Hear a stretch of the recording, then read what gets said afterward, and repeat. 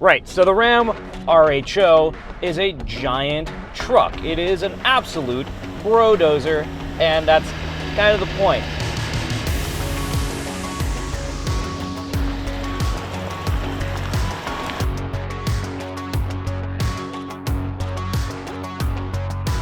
It's following in the footsteps of the TRX or the T-Rex, and it's following in the footsteps of the Raptor. It's sort of the big truck, the big off-roady thing that is so hot right now. I remember the 2000s when the Ford Lightning wasn't an EV truck. It was a thing that was in the Fast and the Furious, that Paul Walker crashed into a curb. Sport trucks were so hot. Now it's all about off-roady trucks. The big controversy, again, is the Hurricane inline-six up front. 540 horsepower, twin-turbo inline-six. It's just really potent. It's quite quick. I can't lie. You just can't hear the thing ever. It's really quiet, especially compared to the old T-Rex or even like a V8 Ram. It's really a non-event. And then my other issue is, as I'm driving the RHO on the road to my next destination of off-roading, is there's something not right about the suspension on this truck.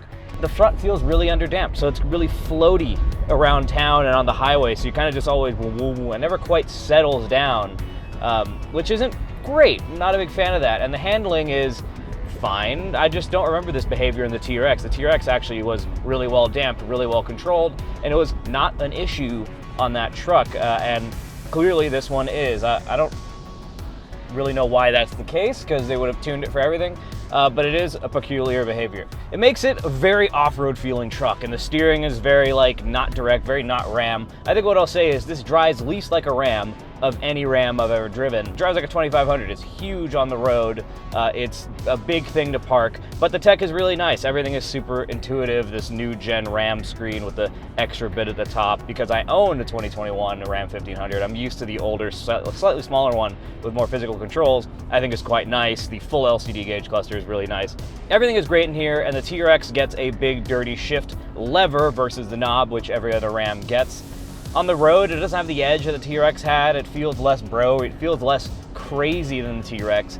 And to be fair, it's down 200 horsepower easily. Though it does kind of handle, it doesn't really handle, to be honest. You can take it around a corner, you can take it on the road, but like, who does that? On the highway, perfectly serviceable, perfectly good, gets terrible fuel economy for an inline-six. I think I average damn near single digits in this thing, probably 10, 12 mpg most of the time. And off-road, well, let's talk about off-road real quick.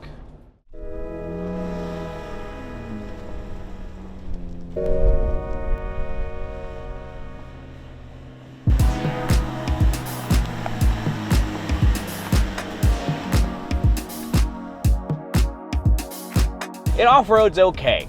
It's not really meant to be doing the low speed stuff that I was testing it on Rower Flat. It's really meant to just be jumping off of Baja things. It's really a big truck. There's so much mass to control. It's kind of like a Raptor, where it's like you don't really want to take this thing rock crawling, but it totally can. And honestly, the inline-six feels great. It's all torquey. It's excellent for all that stuff. It's not really a huge thing. And for an off-road truck, it's funny because most people will use it on-road, which is why I'm focusing so heavily on the on-road. Most people will drive this thing on-road all the time and drive it. Maybe I'd say an RHO or a T-Rex owner drives their truck off-road 5 to 10% of the time, which is much more than your average truck buyer, even an off-roady truck buyer. But for that 10% of the time you'll drive your RHO off-road, it's lovely. It really gets you places. It's super easy. The trail cameras are excellent, and it's just easy. It's just easy. It's not the best thing I've ever driven off-road, though. It definitely is juddery. It's definitely trucky. It doesn't have great, like truly exceptional ride quality off-road. It's a decent truck. It's a decent truck. That's all I can really say.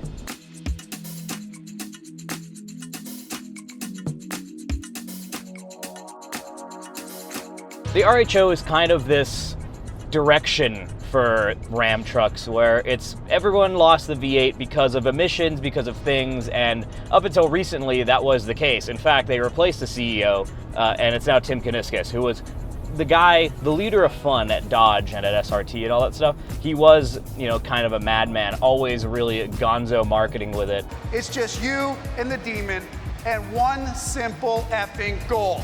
go down that quarter mile faster than anyone else can. Stellantis, this side of the pond, has always been pretty kamikaze with the marketing, to be honest. Just recently, Dodge posted a reel, or basically saying takeovers are cool, and they deleted it, by the way. There's kind of no fear in the strategy of like, this is a big truck, it's wasteful, it's stupid, let's lean into it. And that's kind of why the RHO is a bit of a weird thing, because no more T-Rex with the inline-six, it's because they had to. It's not because they wanted to. If they wanted to, it would still have a V8, supercharged V8 in it. It'd still have all that stuff. The only reason it has an inline-six is because they had to, because Ram's corporate fuel economy has been really bad. Honestly, they just haven't done well, because that's what happens when you make an all-truck brand. It just doesn't have like heart like the T-Rex did. The T-Rex had so much heart. There was just mission of killing the Raptor. And then Ford made the Raptor R because they're like, well, we can't let these dudes show us up. And there was just this fun back and forth, and now they're just out of it because of the inline-six. And I feel like they could do more with the Hurricane. They could, you know, make the exhaust louder. They could make the turbos louder, the whistle. They could do so much with it, and they just aren't.